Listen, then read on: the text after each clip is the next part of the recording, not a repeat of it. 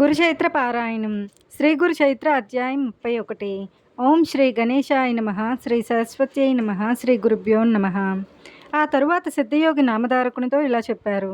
ఆ యోగేశ్వరుడు సావిత్రితో ఇలా చెప్పాడు. సాధ్వి, స్త్రీలు ఆచరించవలసిన ధర్మం చెబుతాను విను.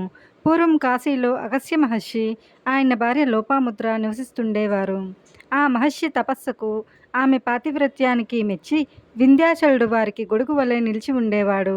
ఒకనాడు త్రిలోక సంచారి అయిన నారదుడు వింధ్యునితో, ఓ పర్వతరాజా, నీకు సాటి అయిన పర్వతము ఇంకొకటి లేదు.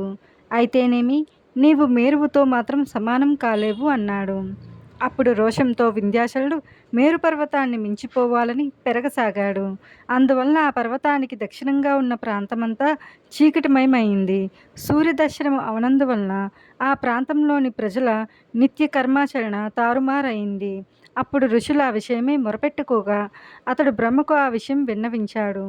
బ్రహ్మదేవుడు కాశీలో అగస్త్యుడును, బ్రహ్మవేత్త అయిన సద్గురువును ప్రార్థించి వారు దక్షిణ దేశానికి వెళ్ళేలా చేయి అని ఉపాయం చెప్పారు.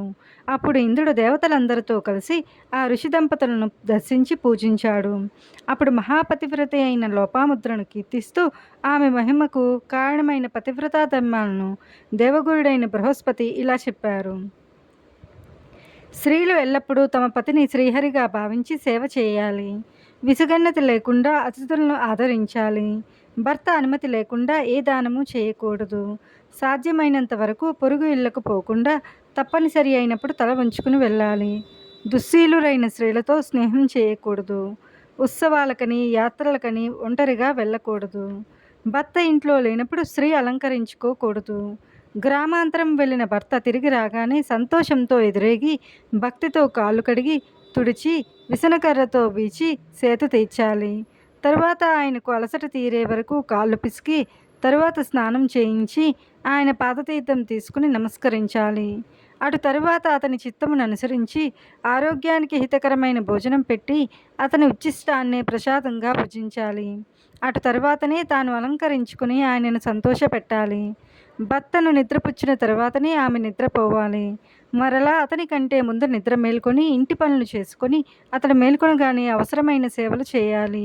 భర్తకు వలసిన పూజా ద్రవ్యాలు తానే స్వయంగా సమకూర్చాలి. ఇంటిని శుభ్రంగా ఉంచుకోవాలి. భర్త సంతోషంగా ఉన్నప్పుడు తాను విచారంగాను, భర్త విచారంతో ఉన్నప్పుడు తాను సంతోషంగాను ఉండకూడదు. భర్త కోపించినప్పుడు క్షమించమని ప్రార్థించాలి.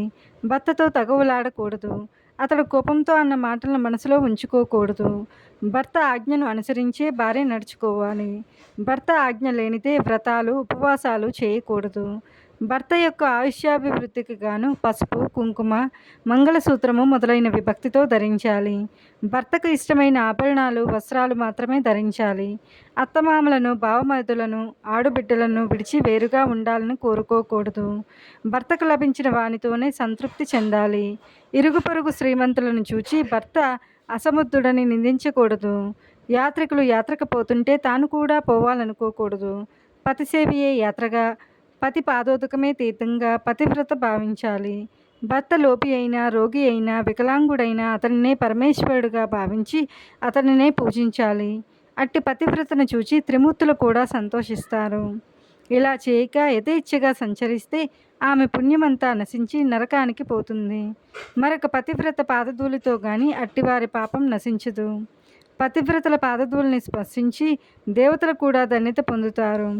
అలా కాకుంటే రూపసులైన స్త్రీలు సృష్టిలో ఎందరూ లేరు. అయినా పతివ్రతల వల్లనే వంశమంతా ఉద్ధరించబడుతుంది. 7 జన్మల పుణ్యం వల్ల కానీ అట్టి ఇల్లాలు లభించదు. ఆమెను వివాహమాడిన భాగ్యశాలికి అన్ని పురుషార్థాలు సిద్ధిస్తాయి. అటువంటి భార్య లేకుండా యజ్ఞము మొదలైన ధర్మాలన్నీ సఫలం కాజాలవు. ఆమె నివసించిన ఇల్లే ఇల్లు. ఆమె లేని భవనమైన అడవితో సమానమే. ఆమె వల్లనే సత్సంతానము, ఊర్ధ్వలోకాలు లభిస్తాయి. ఆమెను చూడగానే భూమి తన సహజమైన కాఠిన్యం విడిచి అడుగులకు మడుగులొత్తుతుంది.